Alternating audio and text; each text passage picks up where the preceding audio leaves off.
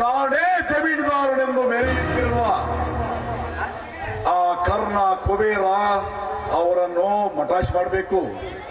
ನನ್ನ ಎದುರಿಗೆ ಶೆಡ್ ಹೊಡೆದು ಶಾಲಾ ಕಟ್ಟಡವನ್ನು ನಿರ್ಮಿಸಿನೆಂದು ಮೆರೆಯುತ್ತಿರುವೆಯಲ್ಲ, ನನ್ನನ್ನು ಮುಗಿಸದೇ ಬಿಡ್ಲಾರ ಈ ಜವರೇಗೌಡ. ಈ ಶ್ರೀಮಂತರ ರಣರಂಗದಲ್ಲಿ ರಾಜನಾಗಿ ಪಟ್ಟಗಿಟ್ಟಿಸಿಕೊಂಡು ನನ್ನ ಒಡ ಹುಟ್ಟಿದ ತಂಗಿಯ ಮೇಲೆ ಕರಾಳ ಕಣ್ಣು ಹಾಕಿ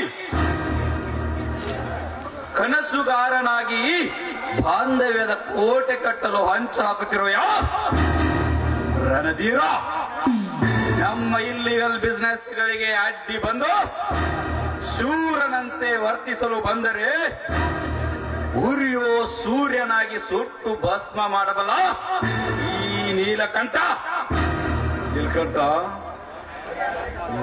ಮೋಡಾದ್ರೆ ಮಳೆ ಆಗ್ಬೇಕು, ಬಿಸಿಲಾದ್ರೆ ಕೊಡಿ ಹಿಡಿಬೇಕು.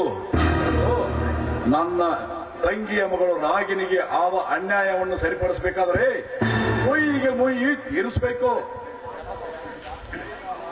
ಸರಿ ಮಾವ, ಪಂಚು ಸಂಚುಗಳ ಬಗ್ಗೆ ಹುಟ್ಟುತ್ತಲೇ ಕಲಿತು ಬಂದ ಮಾಯಾ ಚತುರ ನಾನು. ಕಣ್ಣಿಟ್ಟ ಬೇಟೆಗಳಿಗೆ ಗುರಿಯಿಟ್ಟು ಬಾಣ ಹೊಡೆದರೆ ಮುಗಿಯಿತು. ಬೇಟೆ ಎಷ್ಟೇ ಬಲಿಷ್ಠವಾದರೂ ನಮ್ಮ ರಣತಂತ್ರಕ್ಕೆ ಸಿಲುಕಿ ವಿಲನೆ ಒದ್ದಾಡಿ ಪ್ರಾಣ ಬಿಡಬೇಕು. ಮಾವ, ಊರು ಮುಂದಿರುವ 20 ಎಕರೆ ಜಮೀನಲ್ಲಿ ಕಬ್ಬು ಬೆಳೆದಿರುವುದು ತಾವು ಕೂಡ ನೋಡಿದ್ರಂತ ತಿಳ್ಕೊಂಡಿರಿ. ನೋಡುವುದಷ್ಟೇ ಅಲ್ಲ ನೀಲ್ಕಂಠ, ಕಣ್ಣು ತುಂಬಾ ಆನಂದಿಸಿಕೊಂಡಿದ್ದೀನಿ. ಬ್ಲಡ್ ಬಾಬು ಕಿತಾಪತಿ, ಊರ ಮುಂದಿರುವ 20 ಎಕರೆ ಕಬ್ಬಿನ ತೋಟಕ್ಕೆ ಬೆಂಕಿ ಹಚ್ಚಿ ಊರ ಜನರು ನೋಡಿ ಕುಕಾಟಿ ಹೊಡೆಯುವ ಹಾಗೆ ಮಾಡಿ ಬಂದು ಬಿಡಿ ಇಬ್ರು ಸೇರಿ. ಆಗಲ್ರಿ ಗೌಡ್ರ. ಬಾಬು ನಡಿ.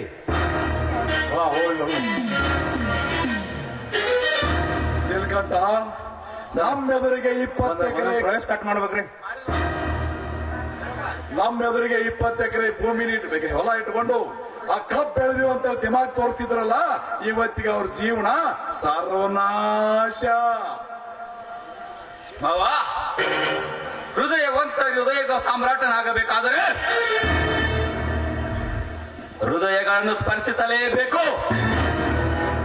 ಕಲಾವಿದರ ಪಾಲಿಗೆ ಕವಿರಾಜನಾಗಬೇಕಾದರೆ ಉತ್ತಮ ಕಲಾ ಅಂದರವನ್ನೇ ಹೆಣೆಯಬೇಕು. ಈ ಪಾಪಿಗಳ ಲೋಕದಲ್ಲಿ ಪುಂಡರಾಗಿ ಮೆರೆಯಬೇಕೆಂದರೆ ನಮ್ಮಂತೆಯೇ ಯೋಚಿಸಲೇಬೇಕು. ಇದೇ ಈ ನೀಲಕಂಠನ ಗತ್ತು, ಅದೇ ನಮ್ಮ ಸಿರಿ ಸಂಪತ್ತಿನ ಸೋಟು.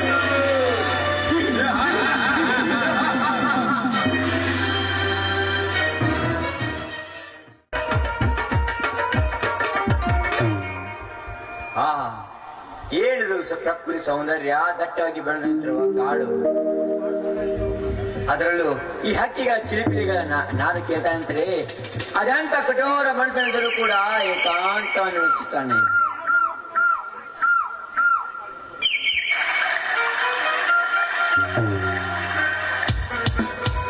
ಇದೇನು ಶಿವರಾಜ್, ಈ ಪ್ರಕೃತಿಯ ಮಡಿಲಲ್ಲಿ ಏಕಾಂತವಾಗಿ ನಿಂತಿದ್ದೀರಲ್ಲ? ಬಾರಾಗಿನಿ, ನನ್ನ ನಿನ್ನ ಬಹುದಿನ ಪೀಠತ್ರ ಏಕೋ ಏಕಾಂತ ಇಷ್ಟವಾಗಿ ತೊಡಗಿದೆ. ಶಿವರಾಜ್, ನಾವು ಯಾರು ತುಂಬಾ ಹಚ್ಕೊಳ್ತಿರೋ ಅವರನ್ನೇ ನಮ್ಮ ಮನಸ್ಸು ತುಂಬಾ ಬಯಸುತ್ತೆ. ಅದಕ್ಕೆ ನಿಮ್ಗೆ ಹಾಗಾಗಿದೆ.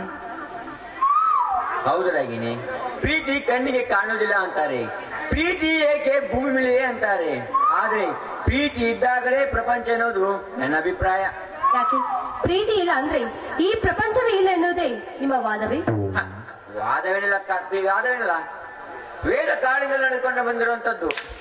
ಪ್ರೀತಿ ಇದ್ದಾಗಲೇ ಪ್ರಪಂಚ ಅನ್ನೋದು ನನ್ನ ಅಭಿಪ್ರಾಯ ಅಷ್ಟೇ. ಅಬ್ಬಾ, ನಿಮ್ಮ ಮಾತು ಸತ್ಯ. ಈ ನಿಮ್ಮ ಮಾತನ್ನು ಕೇಳ್ತಾ ನೋಡ್ತಾ ಇರೋದ್ರೆ ನಿಮ್ಮ ಮಾತನ್ನು ಹಾಗೆ ಕೇಳ್ತಾನೆ ಇರ್ಬೇಕು ಅನ್ಸುತ್ತೆ. ಏಕೋ ಹೊಗಳಿಗೆ ಜಾಸ್ತಿ ಆಯ್ತು ಅನ್ಸುತ್ತೆ. ಚೇಚೆ, ಹಾಗಲ್ಲ. ಈ ಕತೆ ಬರೆದ ಕವಿಗಳು ಹಾಗೆ ನೀವು ಕೂಡ ಎಲ್ಲಿ ಕವಿಗಳು ಆಗ್ತಿರೋ ಅಂತ ನನ್ನ ಮನಸ್ಸು ಹಂಬಲಿಸುತ್ತಿದೆ. ಆ ಕವಿಯ ಮನಸ್ಸು ಕರಗಿ ಕಲ್ಪನಾ ಲೋಕದ ಕವನದ ನಾಡಲ್ಲರಾಗಿನಿ. ನಿನ್ನ ಮನಸ್ಸಿನ ಸುಕುಮಾರ್ ಅಷ್ಟೇ. ಅಬ್ಬಾ, ಎಂತ ವಿಶಾಲ ಮನಸ್ಸು ನಿಮ್ಮದು. ನೋಡೋದಕ್ಕೆ ತುಂಬಾ ಒರಟನಂತೆ ಕಂಡ್ರು ಮನಸ್ಸು ಮಾತ್ರ ಸೂಕ್ಷ್ಮ.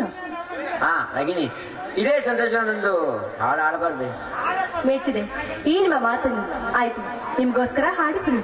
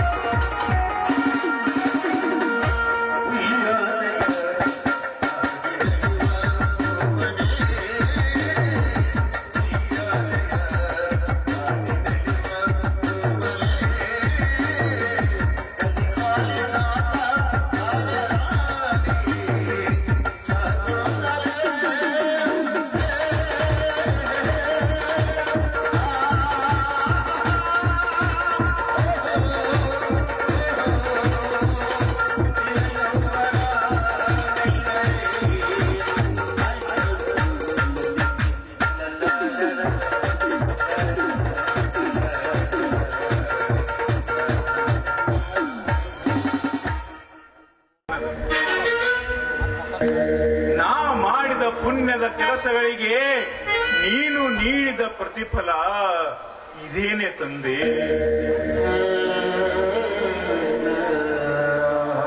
ಇಲ್ಲ, ನಾ ಮಾಡುವ ಪಾಪದ ಪುಣ್ಯದ ಕೆಲಸಗಳಲ್ಲಿ ಏನಾದರೂ ತಪ್ಪು ಉಂಟಾಗಿದೆ? ಹೇಳು ದೇವಾ, ಹೇಳು. ನನಗ್ಯಾಕೆ ಈ ಕೆಟ್ಟ ಗಳಿಗೆಯನ್ನು ತಂದು ಬಿಟ್ಟೆ ದೇವಾ? ಹೇಳು ದೇವಾ.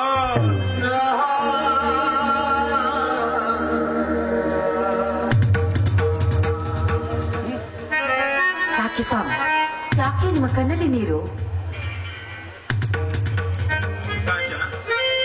ನನ್ನ ಕಣ್ಣಲ್ಲಿ ನೀರ? ಅದು ಈ ಜಮೀನ್ದಾರ್ ಕಣ್ಣಲ್ಲಿ ನೀರ? ಹಾಗೆ ಏನ್ರಿ, ದುಃಖದ ಮೂಟೆಯನ್ನು ತಲೆ ಮೇಲೆ ಹೊತ್ತುಕೊಂಡು ಭಾರವಾದ ಮನಸ್ಸಿನಿಂದ ಮಾತಾಡ್ತಾ ಇದ್ದೀರಾ. ಈ ನಿಮ್ಮ ಮಾತು ಏನು ಅಂತ ನನ್ಗೆ ಅರ್ಥ ಆಗುತ್ತೆ. ಅದೇನು ಅಂತ ಹೇಳಿ. ನೋಡು ಕಾಂಚನ, ನೀನು ದಿನಾಲು ಮಾಡುತ್ತಿದ್ದ ಆ ದೇವರ ಪೂಜೆಗೆ ಆ ದೇವ ನಮಗೆ ತಕ್ಕ ಪ್ರತಿಫಲವನ್ನೇ ಕೊಟ್ಟು ಬಿಟ್ಟ. ತಕ್ಕ ಪ್ರತಿಫಲವನ್ನೇ ಕೊಟ್ಟು ಬಿಟ್ಟ. ನೋಡಿ, ಹೀಗೆಲ್ಲ ಸುತ್ತಿ ಬಳಸಿ ಮಾತನಾಡುವುದನ್ನು ಬಿಟ್ಟು ನೇರವಾಗಿ ವಿಷಯ ಏನು ಅಂತ ಹೇಳಿ. ಯಾಕಂದ್ರೆ 4 ಹಳ್ಳಿಗೆ ನಾಯಕನಾಗಿರುವ ನೀವೇ ಹೀಗೆ ಕಣ್ಣೀರು ಹಾಕುತ್ತಾ ಕುಳಿತುಕೊಂಡ್ರೆ ನಿಮ್ಮನೆ ನಂಬಿದ ಈ ಜನಗಳ ಗತಿ ಏನಾಗ್ಬೇಕು? 4 ಹಳ್ಳಿಯ ನಾಯಕ?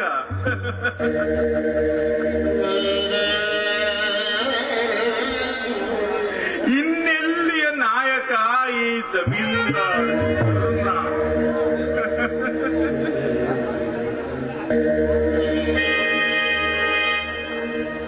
ಮಾಡಿದ 20 ಲಕ್ಷ ಸಾಲ ತೀರಿಸದಾಗದ ಮೇಲೆ ಎಲ್ಲಿಯದು ನಾಯಕನಾಗುತ್ತಾನೆ ಈ ಜಮೀನ್ದಾರ್?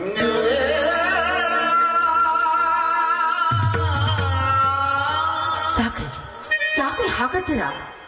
ಕಬ್ಬಿನ ಬೆಳೆಯಿಂದ ಬರೋ ಹಣದಿಂದ ಎಲ್ಲ ಸಾಲವನ್ನು ತೀರಿಸಿದ್ರೆ ಆಯ್ತು. ಕಬ್ಬಿನ ಬೆಳೆದಿಂದ ತೀರಿಸಿದರಾಯಿತು. ಆ ಕಬ್ಬಿನ ಬೆಳೆಗೇನೆ ಬೆಂಕಿ ಬಿದ್ದು ಸರ್ವನಾಶವಾಗಿದೆ ಕಾಂಚನ.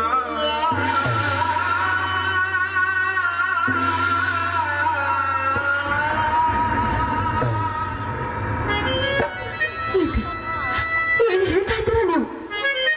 ಭೂತಾಯಿ ನಮ್ಮ ಪಾಲಿನ ದೇವರು ಅಂತ ತಿಳಿದುಕೊಂಡು ಭೂತಾಯಿನ ಪೂಜೆ ಮಾಡೋ ಈ ರೈತ ಮನೆತನಕ್ಕೆ ಇಂಥ ಶಿಕ್ಷೆ ಆಗ್ಬಾರ್ದಿತ್ತೀರಿ, ಇಂಥ ಶಿಕ್ಷೆ ಆಗ್ಬಾರ್ದಾಗಿತ್ತು. ಆ ಭೂಮಿ ತಾಯಿಯನ್ನು ನಿತ್ಯ ಪೂಜಿಸಿ ಮಾಡುವುದಕ್ಕಾಗಿ ತಕ್ಕ ಪ್ರತಿಫಲವನ್ನೇ ನೀಡಿದ್ದಾಳೆ ಆ ಭೂಮಿ ತಾಯಿ. ಪಾಪಿಗಳಿಗಿಂತ ಪುಣ್ಯವಂತರಿಗೆ ಆ ವಿಧಿ ಕಾಡುತ್ತೆ ಅನ್ನೋ ಮಾತನ್ನು ಇಲ್ಲಿವರೆಗೂ ನಾನು ಕೇಳಿದ್ದೆ. ಆದ್ರೆ ಈಗ ಆ ಮಾತು ನಿಜವಾಯ್ತು ರೀ, ನಿಜವಾಗಿ ಬಿಡ್ತು. ಹೌದು ಕಾಂಚನ, ಹೌದು. ನಾ ಮಾಡಿದ ಪುಣ್ಯದ ಕೆಲಸಗಳಿಗೆ ಆ ದೇವರು ತಕ್ಕ ಪ್ರತಿಫಲವನ್ನೇ ಕೊಟ್ಟಿದ್ದಾನೆ. ನಾ ಮಾಡಿದ ಕೆಲಸಗಳಲ್ಲಿ ಏನಾದರೂ ತಪ್ಪು ತಡೆ ಉಂಟಾಯಿತೆ ನನಗೂ ತಿಳಿಯದಾಗಿದೆ ಕಾಂಚನ, ತಿಳಿಯದಾಗಿದೆ.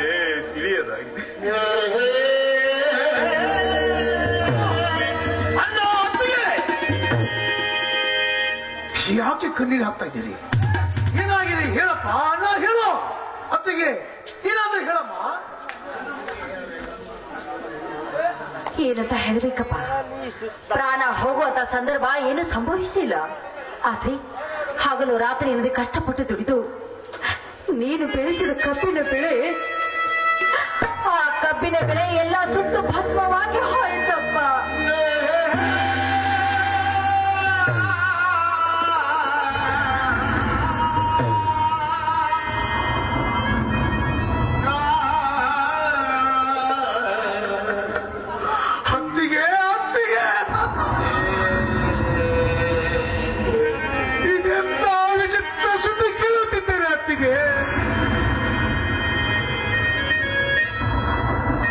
ನ್ಯಾಯವಂತ ಬುದ್ಧಿವಂತ ನನ್ನನ್ನ ಈ ರೀತಿಗೆ ಬರುವ ಕಾರಣಾದರೂ ಯಾವ ಪುತ್ರನು ಮಾಡಿದ್ರಪ್ಪ?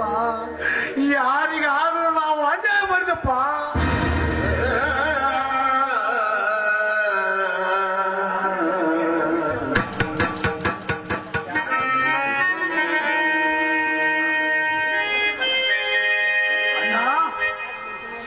ಈ ಘಟನೆಗೆ ಯಾರು ಕಾರಣ ಅಂತ ಹೇಳಲ್ಲ, ಹೇಳೋ. ಈಗ ಅವರನ್ನು ಕತ್ತರಿಸಿ ನಿಮ್ಮ ಪಾದಗಳೇ ತಂದಿಡ್ತಾನಲ್ಲ, ನಿನ್ನ ಪಾದಗಳೇ ತಂದಿಡ್ತಾನೆ.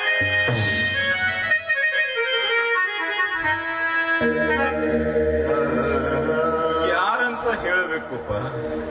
ಕಾಣದ ಕೈಗಳು, ಕೇಳದ ಕಿವಿಗಳು, ಯಾರ್ಯಾರ ಮೇಲೆ ಅಪಾದನೆ ಹೊರಿಸಬೇಕು, ಯಾರ್ಯಾರ ಅಪಾದನೆ?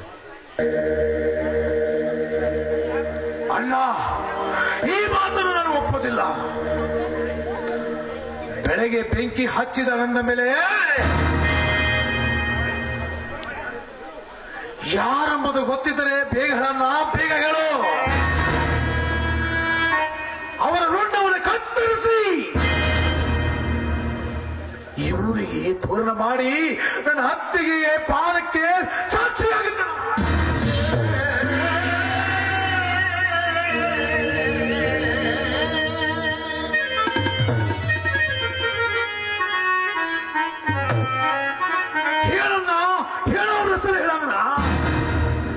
ಬೇಡಪ್ಪ, ಬೇಡ.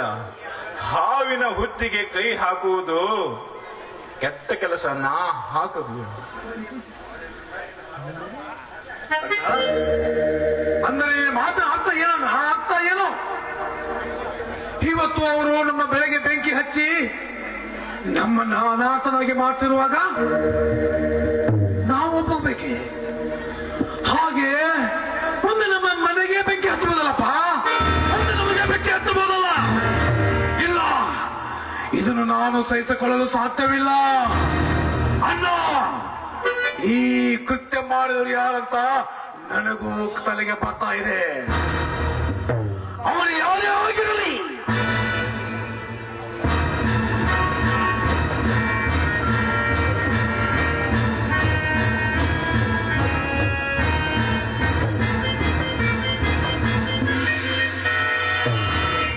ಅಣ್ಣ, ಅಂದಿಗೆ ನಿಮ್ಮ ಪಾದ ಸಾಕ್ಷಿಯಾಗಿ ಮಾತು ಕೊಡ್ತಾ ಇದ್ದೀನಿ.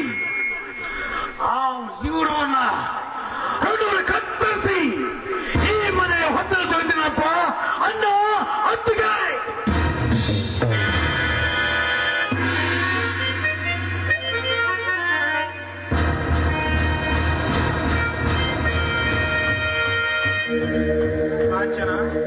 ಸಿಟ್ಟಿನ ಬರದಲ್ಲಿ ಏನಾದರೂ ಮಾಡಿದ್ದೇನೆ ನೋಡು. ಹೌದ್ರಿ, ಹಣೆ ಬರಕ್ಕೆ ಹೊಣೆ ಯಾರು ಅಂದಮೇಲೆ ಬಂದ ಕಷ್ಟವನ್ನು ಎದುರಿಸದಿರಿ ನಮಗೆ ಬೇರೆ ದಾರಿನೇ ಇಲ್ಲ. ಇರ್ಲಿ ಬನ್ನಿ, ನಿಮ್ಗೆ ಬಿಸಿನೀರು ಕಾಯಿಸ್ಕೊಡ್ತೀನಿ, ಅದು ವಿಶ್ರಾಂತಿ ತಗೊಳ್ಳುವಂತೆ. ಆಯ್ತು, ನಡೆ ಕಾಣ.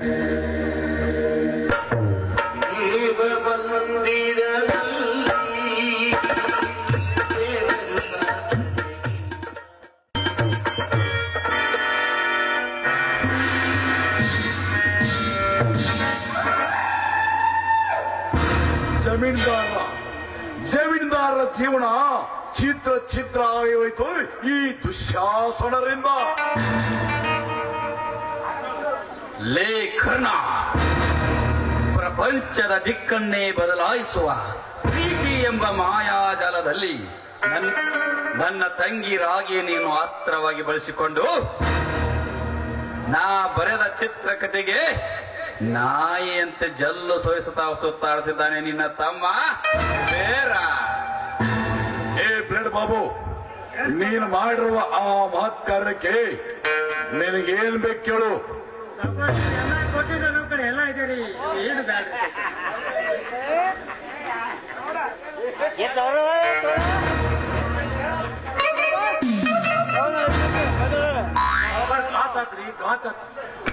ಏನಾಯ್ತು ಕಿತಾಪತಿ, ಏನಾಯ್ತು? ನಮ್ಮ ಬೆಟ್ಟ ಬೆಂಕಿ ಹಚ್ಚಿಬಿಟ್ಟಾರ್ರಿ, ಬೆಂಕಿ ಹಚ್ಚಿಬಿಟ್ಟಾರ.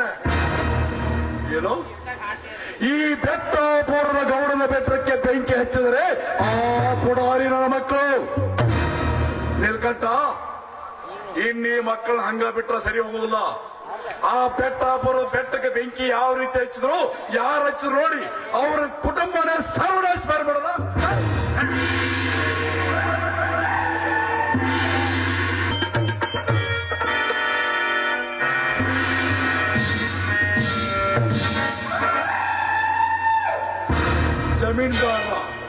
ಜಮೀನ್ದಾರರ ಜೀವನ ಚಿತ್ರ ಆಗಿ ಹೋಯ್ತು ಈ ದುಶ್ಯಾಸನರಿಂದ.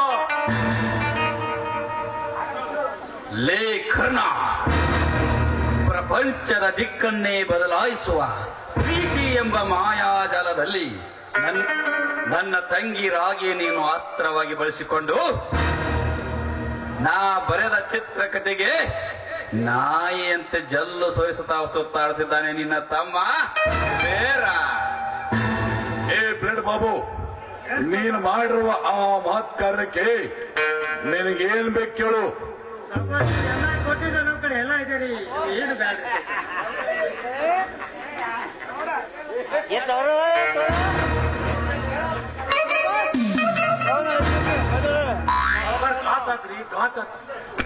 ಏನಾಯ್ತು ಕಿತಾಪತಿ, ಏನಾಯ್ತು? ನಮ್ಮ ಬೆಟ್ಟ ಬೆಂಕಿ ಹಚ್ಚಿಬಿಟ್ಟಾರ್ರಿ, ಬೆಂಕಿ ಹಚ್ಚಿಬಿಟ್ಟಾರ. ಏನು? ಈ ಬೆಟ್ಟಾಪುರದ ಗೌಡನ ಬೆಟ್ಟಕ್ಕೆ ಬೆಂಕಿ ಹಚ್ಚಿದರೆ ಆ ಪುಡಾರಿ ನನ್ನ ಮಕ್ಕಳು ನಿಲ್ಕಂಟ. ಇನ್ನೀ ಮಕ್ಕಳು ಹಂಗ ಬಿಟ್ರೆ ಸರಿ ಹೋಗುದಿಲ್ಲ. ಆ ಬೆಟ್ಟಾಪುರದ ಬೆಟ್ಟಕ್ಕೆ ಬೆಂಕಿ ಯಾವ ರೀತಿ ಹಚ್ಚಿದ್ರು, ಯಾರು ಹಚ್ಚಿದ್ರು ನೋಡಿ ಅವ್ರ ಕುಟುಂಬನೇ ಸರ್ವನಾಶ ಮಾಡ್ಬಿಡೋಣ.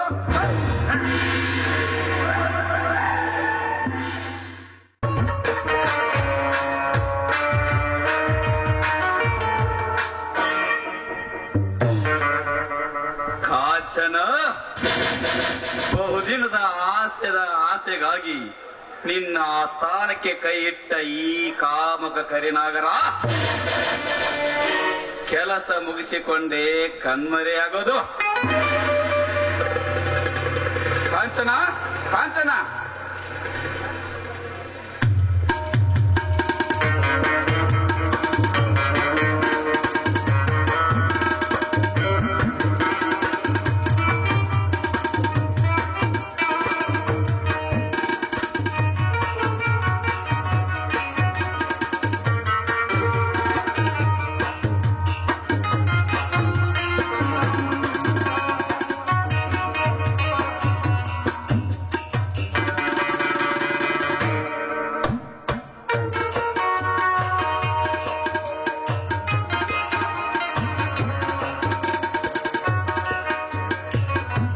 ಮೋಸಂಬಿ ಹಣ್ಣಿನಂತೆ ರಸಭರಿತವಾದ ಈ ಕಾಂಚನನ ಅಂಗದ ಸುಖಗಳನ್ನು ಎಂದು ಈಡೇರಿಸಿಕೊಂಡು ಬಿಡುವೆ.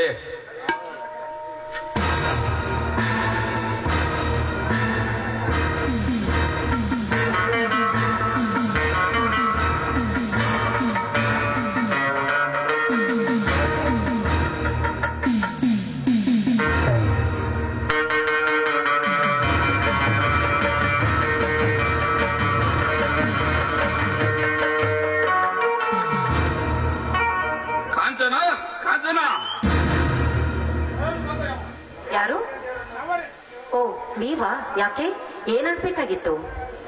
ನಿನ್ನ ಹತ್ತಿರ ಒಂದು ಮುಖ್ಯವಾದ ವಿಷಯವಿತ್ತು, ಅದನ್ನು ಮಾತನಾಡಲಿಕ್ಕೆ ಬಂದೆ ಕಾಂಚನ. ನೋಡಿ, ಮನೆಯಲ್ಲಿ ನನ್ನ ಗಂಡ ಮೈದುನರು ಇಲ್ಲ. ನೀವು ಏನಾದ್ರೂ ಮಾತನಾಡುವುದಿದ್ರೆ ನಾಳೆ ಬನ್ನಿ. ನೀನದಿಲ್ಲ ಕಾಂಚನ. ನೋಡಿ, ನಿಮ್ಮ ಜೊತೆ ಮಾತನಾಡೋದಕ್ಕೆ ನಮ್ಮ ಮನೆಯವರು ಯಾರು ಇಲ್ಲ, ಅದಕ್ಕಾಗಿ ನಾಳೆ ಬನ್ನಿ ಅಂದೆ ಅಷ್ಟೇ. ನಿಮ್ಮ ಮನೆಯವರು ನಿನ್ನ ಗಂಡ ಮೈದುನ ಬರುವುದರೊಳಗಾಗಿ ನೀನು ಈ ಭೂಮಿ ಮೇಲೆ ಇರುವುದಕ್ಕೆ ಈ ನೀಲಕಂಠ ಬಿಡೋದಿಲ್ಲ. ಅರೆ, ಕೆರಳಿ ನಿಂತ ಈ ಘಟ ಸರ್ಪಕ್ಕೆ ದೇಹದ ಸುಖವನ್ನು ನೀಡು. ಏ ನೀಲಕಂಠ, ಏನು ಮಾತನಾಡ್ತಿರುವೆ ನೀನು? ನನ್ನ ಜೊತೆ ಮಾತನಾಡೋದಕ್ಕೆ ನಿನಗೇನಿದೆ? ಏ, ನಿನ್ನ ಈ ಬಿಡುವುದಿಲ್ಲ. ಬೇಡ ಬೇಡ.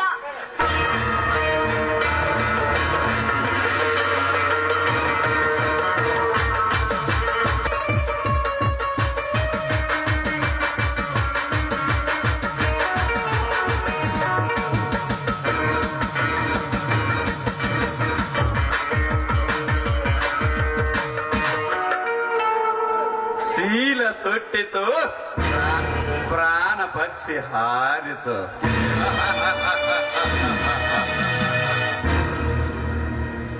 ಹೆಣ್ಣನ್ನು ಹೊತ್ತೊಯ್ದು ಮುತ್ತಿರಲಿಕ್ಕೆ ಧೈರ್ಯ ಬೇಕು. ನನ್ನಂಗೆ ಕೊಲೆ ಮಾಡಿ ರಕ್ತ ನೋಡಲಿಕ್ಕೆ ದಮ್ಮಿರಬೇಕು.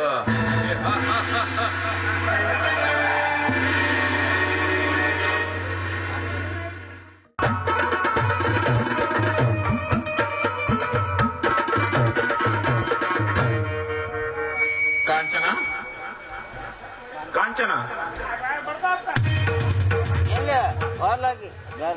ಎಲ್ಲಿ ಕಾಣಿಸ್ತಾನೆ ಹೇಳುವಲ್ಲ? ಕಾಂಚನ, ಒಳಗೆ ಹೋಗಿ ನೋಡಿದ್ರೆ ಆಯ್ತು.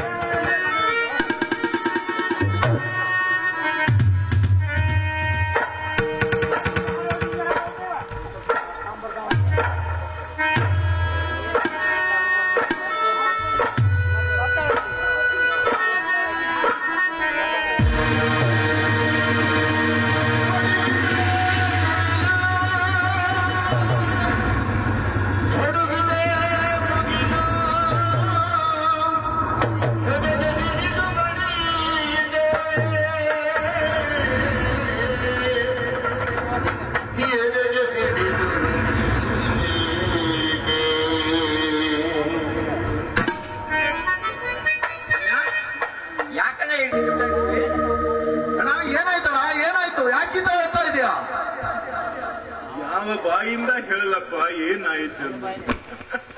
ಅಲ್ಲಣ್ಣ, ಮನೆಗೆ ಹಿರಿಯರಾದರ ನೀವೇ ಈ ತರ ಅಳ್ತಾ ಕುತ್ಕೊಂಡ್ರೆ ನಮ್ಗೆ ಏನ್ ಅರ್ಥ ಆಗ್ಬೇಕಣ್ಣ? ಬಿಡಿಸಿ ಹೇಳೋಣ ಏನಾಗಿದೆ ಅಂತ.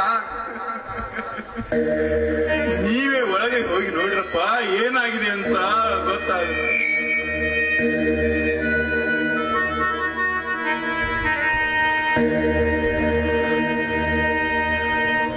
ಅಯ್ಯೋ ಅತ್ತೆ! ಯಾರಣ್ಣ ಇದೆಲ್ಲ ಮಾಡಿದ್ದು? ಯಾರು?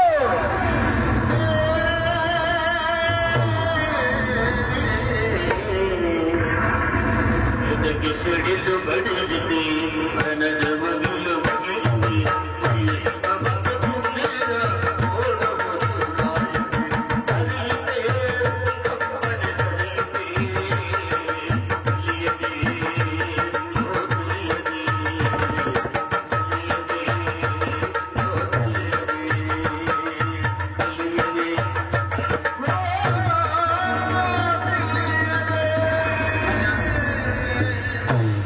ಅಣ್ಣ, ಒಳಗೆ ಬಿದ್ದಿರುವ ಅತ್ತೆ ನೋಡಿದ್ರೆ ಕಣ್ಣಿಗೆ ಕತ್ತ ಬರ್ತದೆ ಅಣ್ಣ. ಯಾಕೆ ಅಣ್ಣ, ಈ ಪಾಕೆಟ್ ಒಳಗಡೆ ಸಿಕ್ಕಣ್ಣ. ಈಗ ಸಿಕ್ ನೋಡ. ಈ ಪ್ಯಾಕೆಟ್ ನೋಡ್ರಿ, ಆ ನೀಚ ಹಾರ ನೀಲಕಂಠನೇ ಮಾಡಿರ್ಬೋದು ಅನ್ಸುತ್ತೆ ಮಾವ.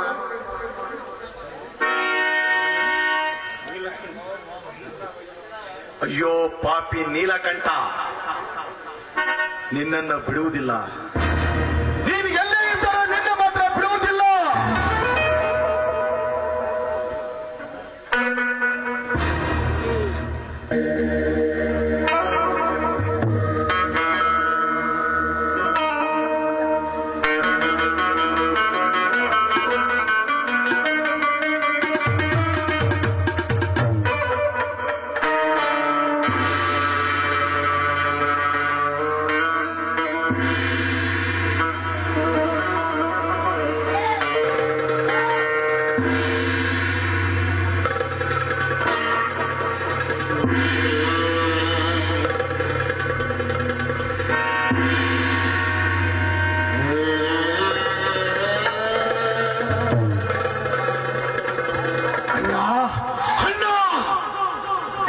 ನಮಗೆ ಎದುರು ಆಗಿರುವ ಪ್ಲೇಟ್ ಪಾಪನ ಕತ್ತರಿಸಿ ಬಂದಿದ್ದಾನ, ಕತ್ತರಿಸಿ ಬಂದಿದ್ದೇನೆ. ಯಾಕಂದ್ರೆ ನಮ್ಮ ಭತ್ತದ ಬೆಳೆಗೆ ಬೆಂಕಿ ಹಚ್ಚಿದ ಮಗ ಅವನೇ ಪ್ಲೇಟ್ ಬಾಬುನ ಮಗ. ಅವನ ರೋಡವನ್ನ ಕತ್ತರಿಸಿ ಬಂದಿದ್ದೇನೆ, ಕತ್ತರಿಸಿ ಬಂದಿದ್ದೇನೆ.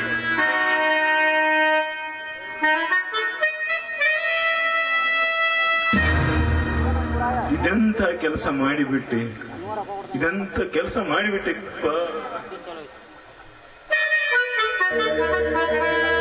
ಅಣ್ಣ, ಅತ್ತಿಗೆ ನಿಮ್ಮಿಬ್ಬರನ್ನ ಹೃದಯದಲ್ಲಿ ತಲೆಯ ಮೇಲೆ ಇಟ್ಟು ಪೂಜಿಸಿರುವಾಗ ನಮಗೆ ಕಳಂಕ ಮಾಡುತ್ತಿರುವ ಅವರನ್ನ ಕತ್ತರಿಸುವುದೇ ನನ್ನ ರಣಧೀರನ ಕರ್ತವ್ಯ. ಬೆಟ್ಟಾಪುರದ ಬೆಟ್ಟ ಹುಲಿಗಪ್ಪ, ಬೆಟ್ಟಾಪುರ ಬೆಟ್ಟ ಹುಲಿ.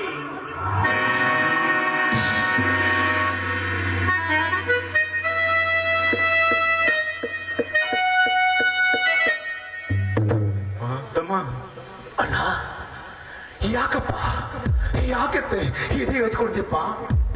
ಏನಾಗಿದೆ ನಿನಗೆ? ಯಾಕೋ ಎದೆಯಲ್ಲಿ ಚುಚ್ಚಿದ. ಹೌದಪ್ಪ, ಡಾಕ್ಟರ್ ಕಷ್ಟಪ್ಪ, ಆಸ್ಪತ್ರೆ ಹೋಗಿ ಬೇಡಪ್ಪ, ನಾನಿನ್ನು ಬದುಕುವುದಿಲ್ಲ. ಇಲ್ಲಪ್ಪ.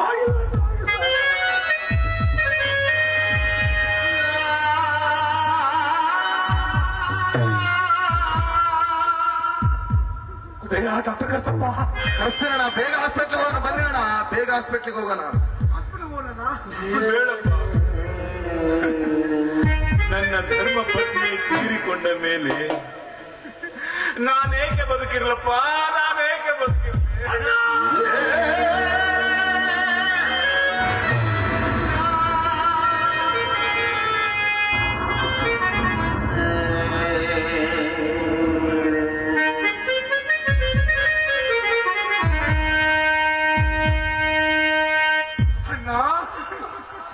ನನ್ನ ತಾಯಿ ನಾವು ತಪ್ಪಲಿ ಆದಿವಣ್ಣ, ತಪ್ಪಲಿ ಆದ.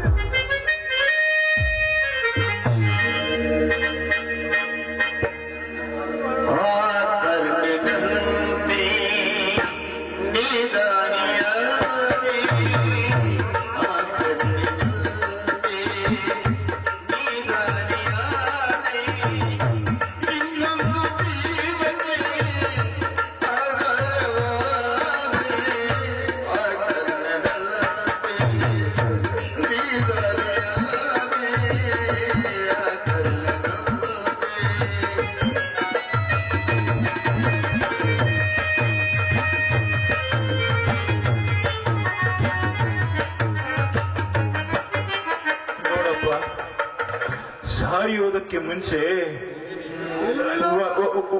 ಒಂದು ನಿಜವಾದ ಮಾತು ಹೇಳ್ಬೇಕಪ್ಪ.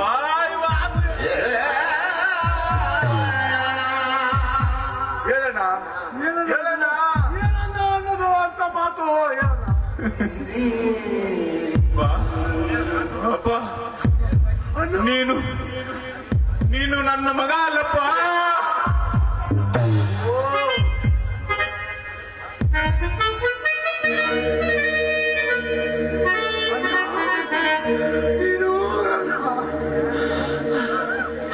ಸ್ವಂತ ತಮ್ಮ ಅಣ್ಣನಂತೆ ನನ್ನನ್ನು ಬದುಕಿದಪ್ಪ. ಸುಲಭ ಇಲ್ಲಪ್ಪ, ಇದೇ ನಿಜ.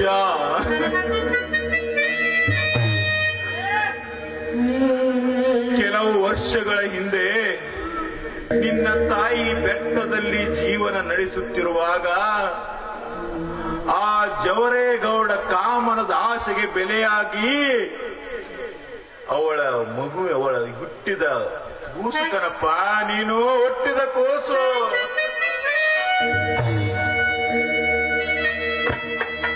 ಅದೇ ಜವರೇಗೌಡ ನಿಮ್ಮ ತಾಯಿಯನ್ನು ವಿಷ ಕೊಟ್ಟು ಸಾಯಿಸಿದನಪ್ಪ, ಸಾಯಿಸ